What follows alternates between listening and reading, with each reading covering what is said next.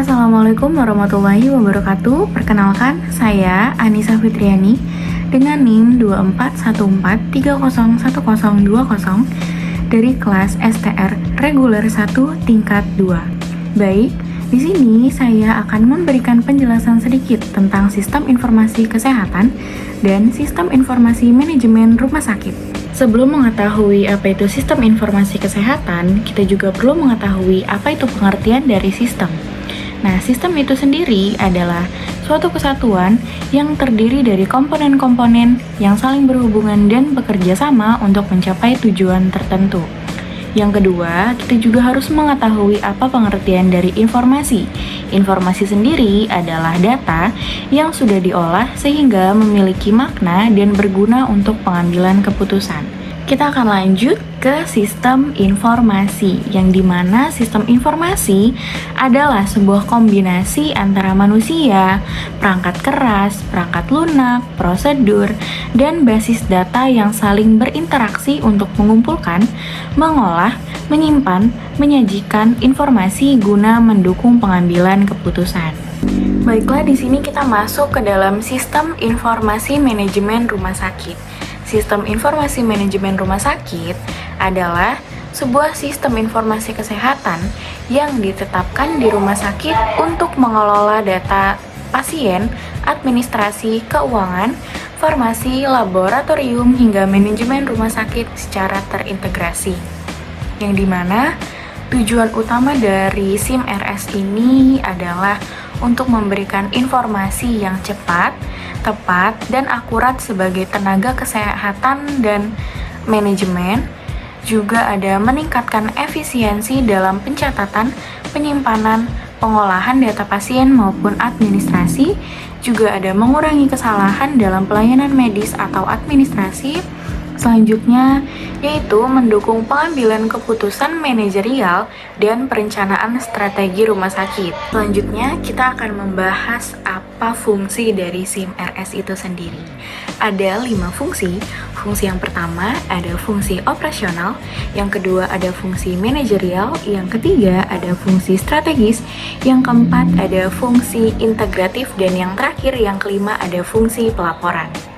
Secara spesifik, peraturan mengenai sistem informasi manajemen rumah sakit itu tertuang dalam Peraturan Menteri Kesehatan Nomor 82 Tahun 2013, yang dimana dalam peraturan ini dijelaskan mulai dari definisi, kemudian tujuan yang tertuang dalam pasal 2 yang berbunyi pengaturan sistem informasi rumah sakit bertujuan meningkatkan efisiensi, efektivitas, profesionalisme kinerja, serta akses dan pelayanan rumah sakit.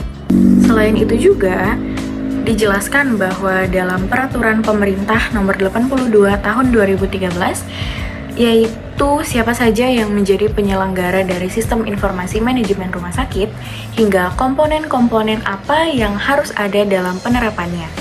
Beberapa hari yang lalu, kami telah dilampirkan contoh nyata dari penerapan sistem informasi manajemen rumah sakit di Rumah Sakit Umum Daerah Alimuddin Umar.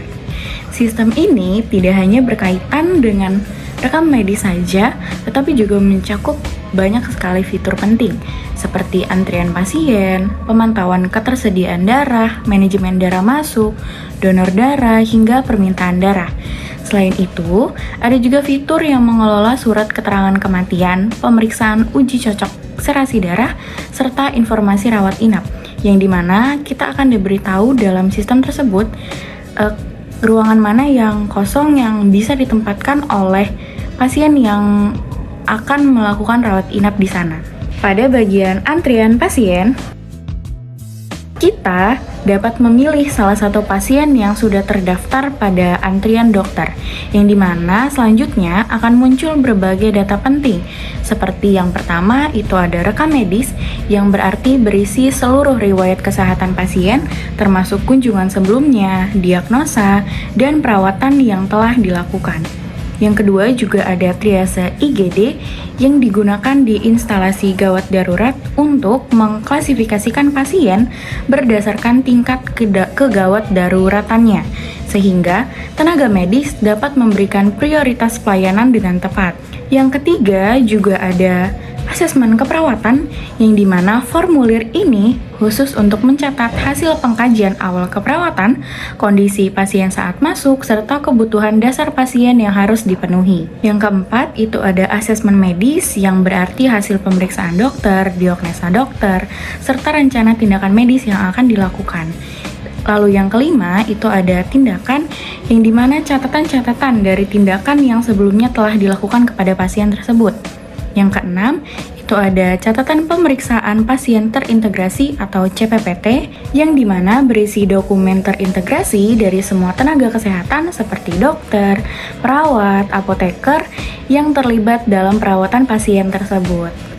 Nah, dalam sistem informasi manajemen rumah sakit ini juga tersedia seperti resep digital, yang dimana resep digital tersebut akan langsung terhubung dengan instalasi farmasi.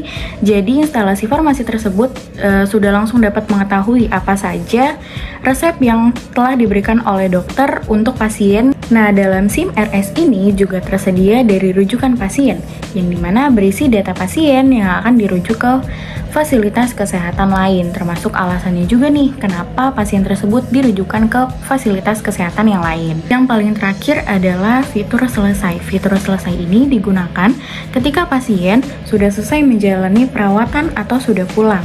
Nah, pada tahap ini perawat atau tenaga medis harus mengisi asesmen paling akhir dan menutup data layanan pasien tersebut. Dari awal tadi, kita sudah mengetahui apa saja pengertian dari sistem informasi dan sistem informasi kesehatan, juga sistem informasi manajemen rumah sakit.